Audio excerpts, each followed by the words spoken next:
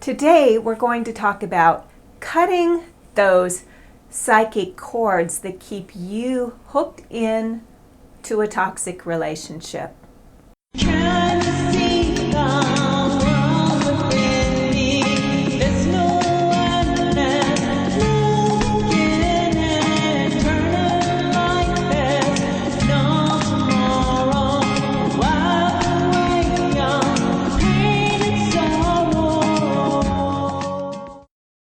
Hi, this is Kaleah. And in my years of working with people coming out of narcissistically abusive relationships, one of the primary issues is being hooked into that person psychically, energetically. And I know if you've been in this kind of relationship, you know what I'm talking about, right? It's that feeling like there's a psychic connection between you, a pull between you, or if not between you, at least going from you to that person, that you seem to be, really addicted, really obsessed, really connected. You seem to really feel what's going on with that person. And sometimes you get a sense that that person also feels what's going on for you.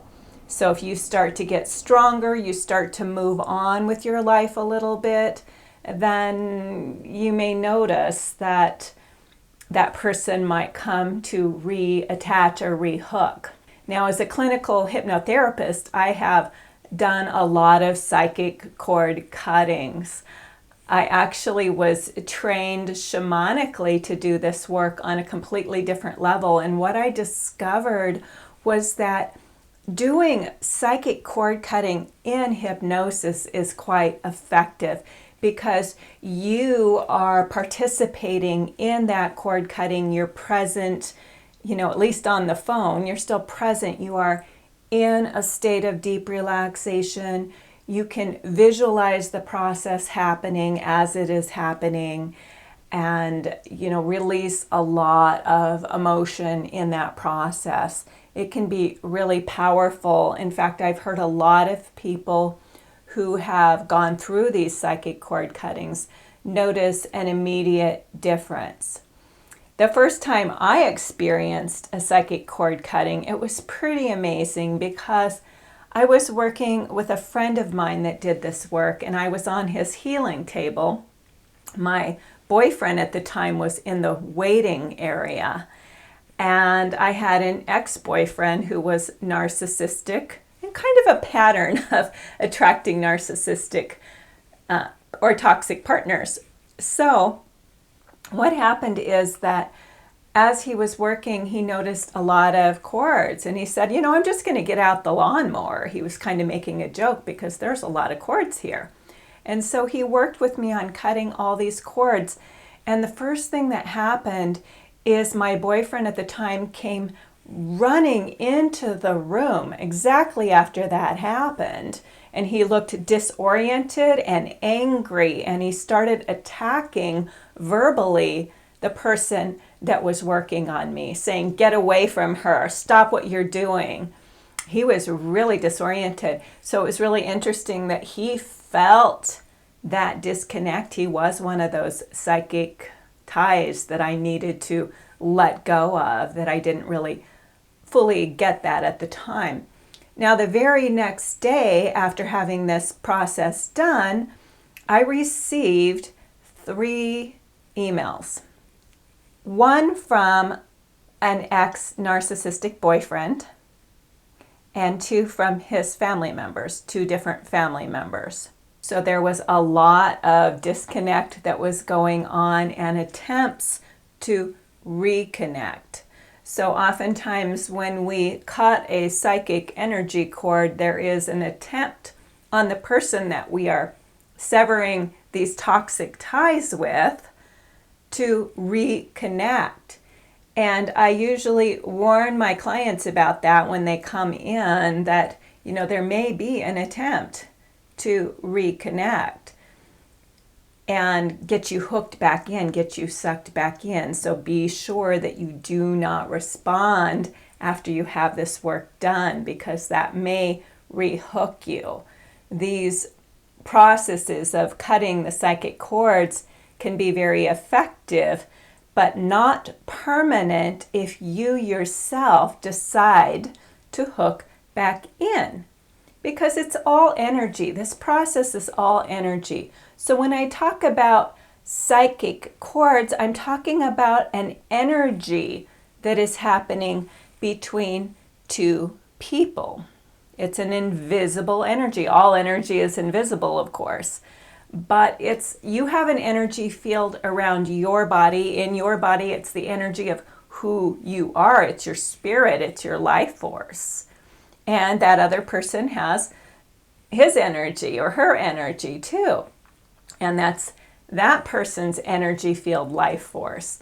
And our energy fields are not just inside of our bodies, they're outside of our bodies. So they create these fields around us. And when we get entangled with somebody in a toxic way, these fields start to entangle with each other. So it's not actually, a cord as we might think, but really intertwining fields. And so, when you have that person in your field, in your energy field, his energy's in your field, which can happen a lot when you're close to somebody, when you have a sexual, intimate connection with somebody, your energy fields are becoming entwined with each other. And so you start to feel what's going on with that person, especially if you're highly sensitive or empathic. If you're an empath, you really feel that connection. Now it's happening whether or not you're an empath. It's just when you're an empath, you can feel it. You're more tuned into it. So you have more of a sense of what is going on. A lot of people can sense when their significant other is cheating on them. They feel it in their bodies. They feel that energy. So when we get energetically hooked into each other, our energies are merging. And when we need to separate, when that relationship is over or ending, that might end the physical connection, but it doesn't necessarily end the psychic, emotional, energetic connection. And that's where the psychic cord cutting comes in. Now, the psychic cord cutting is a way to disentangle your energy from that person's energy. And this process is meant to sever the toxic cords or the toxic energy exchange that's happening that is unhealthy for you. It is said that the love can never be severed because the love is of the heart. So if we love somebody, we still get to be in that space of love. Even if you say, well, I don't want to love that person, love is universal. So love is yours. It belongs to you. It's in your heart. And, anybody that you love, it comes from you. And so you don't want that taken away from you. Your love, you need to keep here, close to you, in your heart. It's that toxic energy that needs to be severed, disengaged, pulled apart. So we do a process which helps to disentangle the energies, to remove that person's energy field from yours and push it out and move his or her energy out of your space, basically out of your sacred space that's yours. And also, when I do these processes, I work on sealing and healing those areas where the cords are attached. Once again, it's kind of a symbolic process. People in hypnosis get a vision. They might say, well, I feel it in my heart, or I feel it in my solar plexus, or I feel it in my head. I feel it in my brain. I feel it in my throat. So there's a lot of places where you might feel it.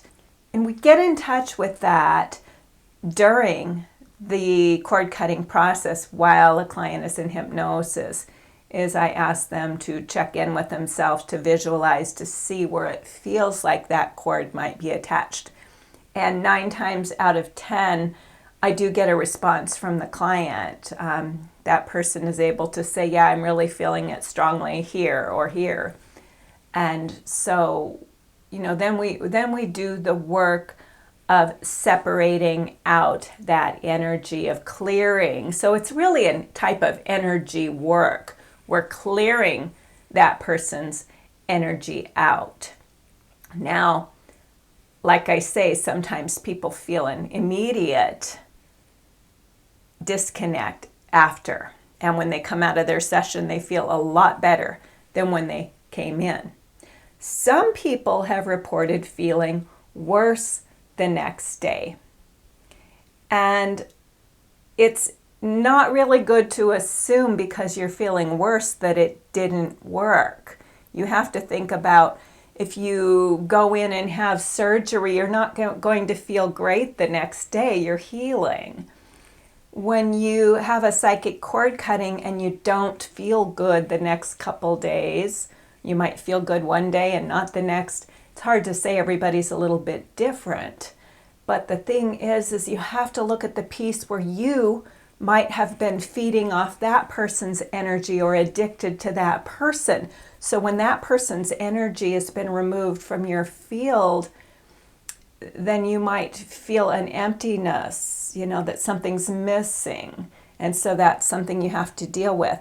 Another thing that happens is that other person feels that disconnect. And so their energy is attempting to come back in really strong to reconnect. Whether or not that person actually contacts you, you might still feel that person coming in trying to reconnect. So if you feel that person coming in and trying to reconnect, you might say to yourself, well, that didn't work at all because I still feel that person. You have to have an understanding of the process. Just because you feel somebody coming in trying to reconnect, it doesn't mean that psychic cord cutting did not take place. It simply means that person feels something. People ask me, well, do they know what happened? Do they know I disconnected them? No, it's not like that. It's all energy. Narcissistic people are pretty unconscious when it comes to being really able to understand what is happening on an energetic level. However, they might be sensitive enough to know that something is missing. And when they feel like something's missing, they might think of you. And they might actually be missing you because your energy's no longer hooked in. So they might be missing you. And it's really important to look at this more from your logic and reasoning at this point than your emotion, because emotionally you may want to reconnect. Emotionally you may want that person to miss you and come back. You might have a fantasy that person is going to change and be the person you want them to be. You can watch the last video, which is the number one reason we stay hooked to the narcissist. I talk all about that. It's our own desire to have that person be what we need them to be. So watch that if you get a chance. We have to be absolutely committed to moving that person out of our life. If they attempt to connect either physically through text message, email, phone calls, or even showing up somewhere, that's a harder situation because you have to be able to not give them any energy or attention and be very committed to you being the one at this point to end the relationship. It doesn't matter if that narcissistic or toxic person devalued and discarded you and left. you still have the power right now to end that relationship, because you're ending it for yourself. You're saying, no more. I'm not allowing this energy into my sacred space, into my energy field anymore. And so you get to make that decision for you. And if that person tries to come back and reconnect, you have a logical, rational understanding that that person's up to no good. Even if that person comes in and is really charming and apologetic and all those things that you think you wanted, you have to trust that it will not be sustainable, that this is just a ploy, an attempt to get your energy. And so you have to have that logical, rational understanding. Even if you don't yet get it emotionally, you do need to get it logically, and you need to give the power to your logic at this time. And let that part of you make the decision, not your emotional part. Your emotional part is, probably at this point kind of soft and weak and vulnerable and wanting that connection with that person that you thought he or she was.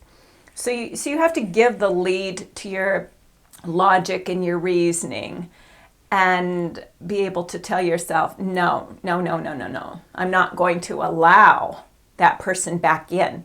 I'm making the decision. I'm making the commitment to disconnect myself from this person's energy completely, with the understanding that it will get easier over time as long as I'm committed to the disconnect. I'm committed to our energies being separate, not together, not commingled. When they're commingled, guess what happens? That person has a really big, powerful energy field, and they come in and suck your energy. They use your energy. So you end up being energetically depleted. You end up being energetically drained. And that's not what you want at all. You want to get your power back. And your power is your energy. It's your fuel source. It's what powers your body. It's what powers your spirit. And you can only get that back when you stop feeding this other person your energy. And so when we do the psychic cord cutting, we're making that commitment to stop feeding that toxic person our energy. The question you might have is, well, how do I do this? How do I do the psychic cord cutting? I'm on board. I want to do it. How do I do it?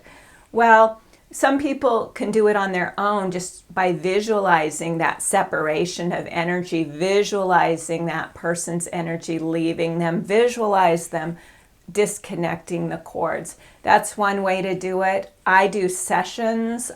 Only one is needed, but I do one 90-minute hypnosis session for cutting those psychic cords, and I take you individually through a process and work with you in your unique situation.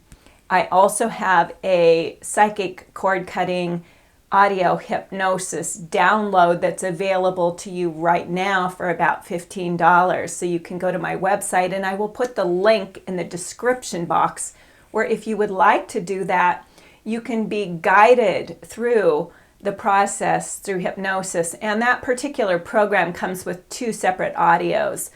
And one has music, one doesn't, but there's still two separate audios that take you through a different process. So it's a little unique. Some people like one of them better than the other, and that's okay. You only need one, but you're really getting two for the price of one. So you might want to give that a try if you feel like you want to disconnect, or if you want stronger work, you can sign up for a session with me, and I'm happy to work with you on that. I hope that this has been helpful for you today. If you like the video, please give it a thumbs up. Share it if you know somebody that could be helped by this. And I would invite you to subscribe if you haven't already, so that you can be the first to be notified of my new videos. Thanks again for watching. Have a great day. and we'll see you next time.